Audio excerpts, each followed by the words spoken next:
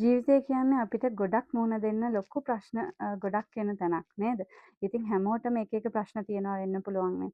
ඉතින් ඔයාලටත් මෙහෙම ප්‍රශ්න ඇති වෙලා ගොඩක් තැලිලා පොඩි වෙලා ජීවිතෙත් එක්ක හෙන සටනක් ගිහිල්ලා අ, ඒකින් මිදිලා එන්න ඕන කියලා හිතෙනවා නම් ඔයාලා අන්තිම වෙනකන් මේ වීඩියෝ එක බලන්න. මම කොහොමද මගේ මේ ડિප්‍රෙෂන් එක ඒ කියන්නේ නැත්තම් ස්ට්‍රෙස් එක කන්වර්ට් කරගත්තේ යම් ප්‍රොෆිටබල් දෙයකට කියන එක මම අද කතා කරන්නම්. හරි. ඉතින් මම ඇත්තටම සයිකොලොජි සයිඩ් එක තෝරගන්න හේතුව මට තිබුණ ස්ට්‍රෙස් එකත් එක්ක ඒ කියන්නේ මාව දන්න අයට දන්නවා. ලොකු ප්‍රශ්න ගොඩකට මුහුණ දෙන්න වුණා අපිට. ඉතින් මම විතරක් නෙමෙයි මගේ පවුලත් එක්කලා පවුලේ හැමෝම තමයි කියන්න ඕනේ ඇත්තටම. ලොකු පොඩි කියලා ભેදයක් නැහැ. ඉතින් අපිට උවමනා වුණා මෙතනින් මිදිලා එන්න. ඉතින් මම තෝරගත්ත දෙයක් තමයි මම ස්ට්‍රෙස් වෙන්නේ නැතුව ඒ වගේම මගේ ෆැමිලි එකත් ස්ට්‍රෙස් කරන්නේ නැතුව මෙතනින් කොහොම හරි ගැලවිලා උඩට එන්න ඕන කියන එක තමයි මගේ එකම පරමාර්ථය වුණේ. ඉතින් මම ඒ නිසාම මම ડિප්‍රෙස් වෙන්නේ නැතුව ඉන්න මම සයිකොලොජි සයිඩ් එක තෝරගත්තා.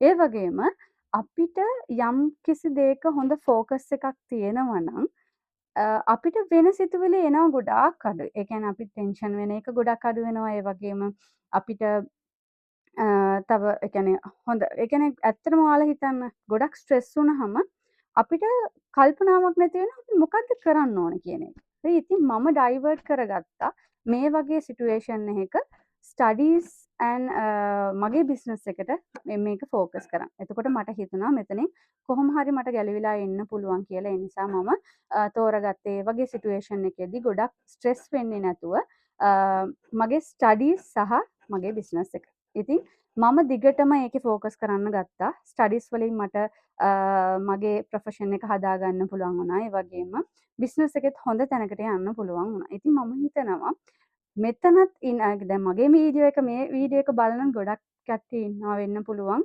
අද කිසිම දෙයක් කරගන්න බැරුව කොතනින්ද පටන් ගන්නෙ ජීවිතේ මම කොහොමද මෙතනින් නැගිටලා එන්නේ කියන තැන ඉන්න කෙනෙක් වෙන්න පුළුවන්. එතකොට ඔයාලටත් කරන්න තියෙන්නේ ඔයාලා හිතන්න ඔයාලට පුළුවන් දේ තෝරගන්න ඔයාලගේ මනස ඩයිවර්ට් කරගන්න.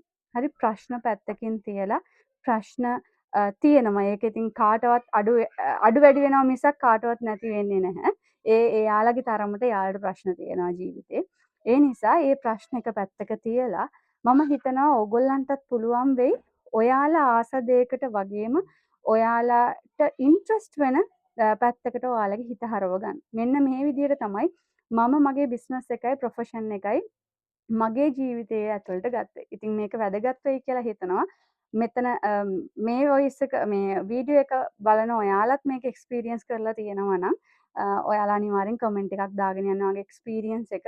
ඔයාලා ස්ට්‍රෙස් වෙලා ඉන්නද්දි තව දෙයකට අපි බැහැලා ඒ වැඩේ ෆෝකස් කරා නම් අනිවාර්යෙන් අපිට මේ ස්ට්‍රෙස් එකෙන් ගැලවෙන්න පුළුවන් කියලා තමයි මගේ විශ්වාසය. ඇත්තට මේක මම එක්ස්පීරියන්ස් කරලා තියෙනවා.